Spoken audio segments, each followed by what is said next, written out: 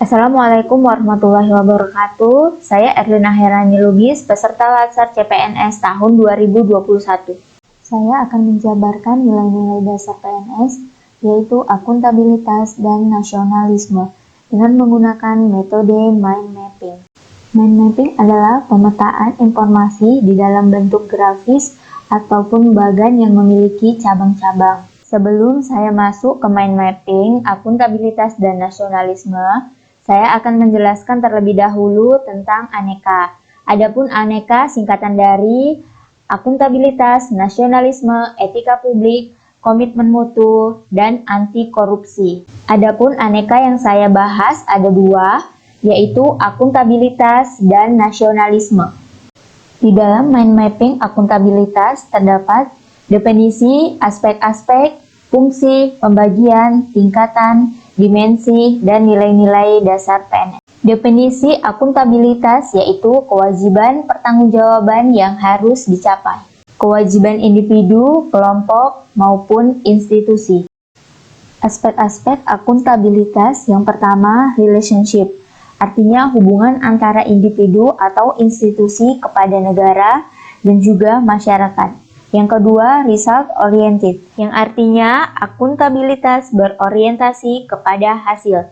Yang ketiga, required reporting, yang artinya akuntabilitas membutuhkan laporan kinerja kerja. Yang keempat, meaningless without consequence, yang artinya akuntabilitas memerlukan konsekuensi yang berupa penghargaan ataupun sanksi. Yang kelima, improve performance, yang artinya akuntabilitas memperbaiki kinerja. Fungsi akuntabilitas yaitu yang pertama kontrol demokrasi, yang kedua mencegah korupsi dan penyalahgunaan kekuasaan, yang ketiga meningkatkan efisiensi dan efektivitas.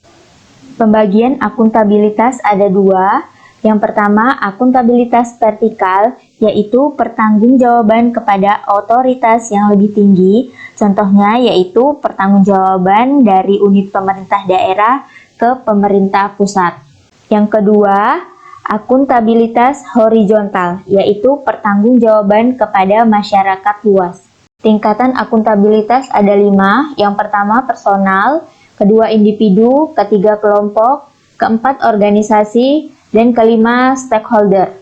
Dimensi akuntabilitas ada 4, yaitu akuntabilitas kejujuran dan hukum, akuntabilitas proses, akuntabilitas program, dan yang keempat akuntabilitas kebijakan. Yang terakhir, nilai-nilai dasar akuntabilitas. Untuk mencapai nilai-nilai yang akuntabel, yang pertama kepemimpinan, yang kedua transparansi, yang ketiga integritas, yang keempat tanggung jawab, yang kelima keadilan, yang keenam kepercayaan, yang ketujuh keseimbangan, kedelapan kejelasan, serta yang kesembilan konsistensi.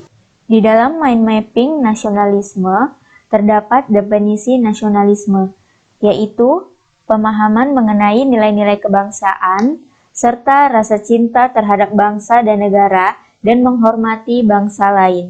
Wawasan kebangsaan adalah cara pandang suatu bangsa mengenai diri dan ideologinya, serta cita-citanya untuk memperkokoh dan menjaga persatuan bangsa dan keutuhan bangsa. Nilai-nilai wawasan kebangsaan yaitu yang pertama penghargaan terhadap harkat dan martabat manusia sebagai makhluk ciptaan Tuhan Yang Maha Esa.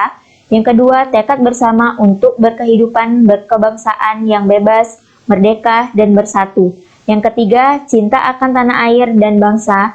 Yang keempat, demokrasi atau kedaulatan rakyat. Yang kelima, kesetiakawanan sosial. Yang keenam, masyarakat adil dan makmur.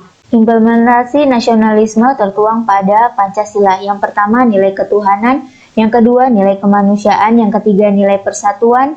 Yang keempat, nilai kerakyatan permusyawaratan. Yang kelima, nilai keadilan. Di dalam Undang-Undang Nomor 5 Tahun 2004, peran ASN terbagi menjadi 3, yaitu yang pertama, ASN sebagai pelaksana kebijakan publik, ASN sebagai pelayan publik, yang terakhir ASN sebagai perekat dan pemersatu bangsa.